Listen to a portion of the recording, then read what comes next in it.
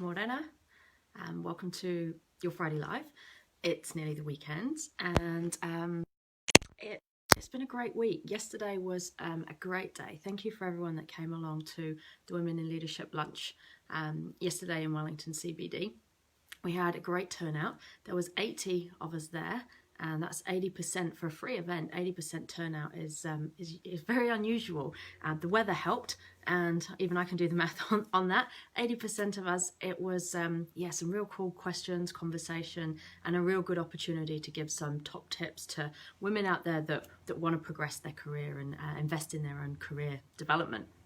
One of the things that we talked about yesterday was the value of leveraging our strengths. And so often, so many women I speak to when I'm doing my coaching, when I'm doing my imposter syndrome workshops, so many women, when I ask the question, what are your strengths? We don't even know what they are, let alone feel comfortable talking about them. So often we are focused in on what we're not good at, what our weaknesses are, what we need to improve in, what we don't like about ourselves, or we're so quick to move on to the next thing. We don't reflect on what strengths did I use to make that happen? What is it that people value about me? And it's one of the things, with our modesty, with our tall poppy in New Zealand, we don't like to talk about our strengths because we feel like we're boasting. But it's one of the things that's key to our success. If we don't know what our strengths are, how can we leverage them? And it's something, as part of the Women in Leadership program that I'm doing later this month, it's something that we actually go into in a bit more detail. I use the Gallup Strengths Finder. So this is an assessment you take that actually tells you what your top 5 strengths are and then gives you ideas about how to leverage them and how to bring them into your work. And it's really valuable, especially if we don't know what those strengths are.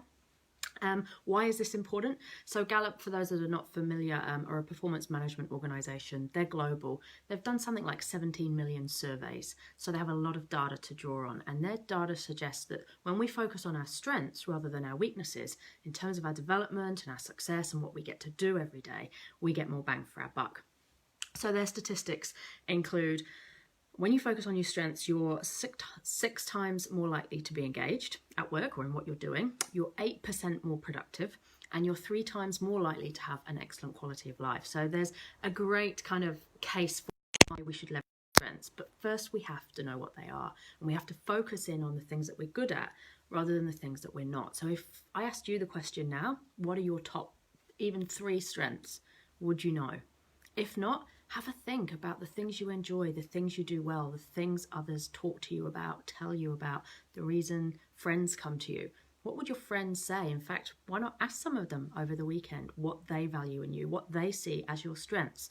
Because we're a lot better at looking at strengths in others than we often are ourselves. If I asked you to name the top 3 strengths for your best friends, you probably wouldn't have half as much trouble as when I asked you to do the same for yourself. So our strengths are so important. Knowing what they are is critical. And it's something that we go into a lot more detail about in this Women in Leadership program. So this program, I run them annually, and the 2019 version is this month. It's on the 25th of October. And yesterday at the Women in Leadership lunch, I launched this discount code. So you can get $300 off this program by entering that code and booking your place. I'll pop the link on this live.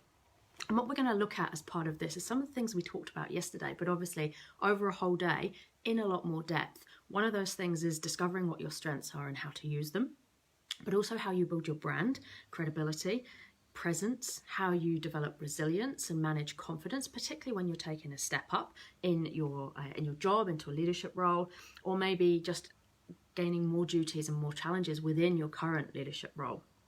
And we'll talk about the value of authentic leadership, how to show up as yourself, but also how this is different for women, because we know that women face more challenges when it comes to the workplace, when it comes to leadership, and we are judged differently as well. So this is why I've designed this specific Women in Leadership program, designed by women for women, because it is different. We have some unique challenges, but we also have some unique strengths as well. So being able to look into that, the likes of harnessing our emotional intelligence and our EQ and how we use that to our advantage. This is all stuff we're going to cover. So a lot of companies have budgets set aside. We've talked about women in leadership a lot over the last couple of years, and with Jacinda Ardern at the helm in our country, talked about it So a lot of companies are now investing in how can we grow more women into our leadership roles and support them. So ask in your company, because 9 times out of 10, the people that come to my Women in Leadership program, it is their companies, their businesses that pay for those places. So make sure you ask the question. One of the things we talked about yesterday is getting out of our comfort zone and that playing it safe. Quite often we fear asking the question because we don't want rejection. We don't want people to say no. It's the reason we don't ask for salary increases. But no is the starting point. So unless we ask the question, no will still be your answer. So sometimes there's nothing to lose. So I'll put the link in the live, check it out, see if it's for you. Otherwise, have a fabulous weekend. I'm off to Mardenborough.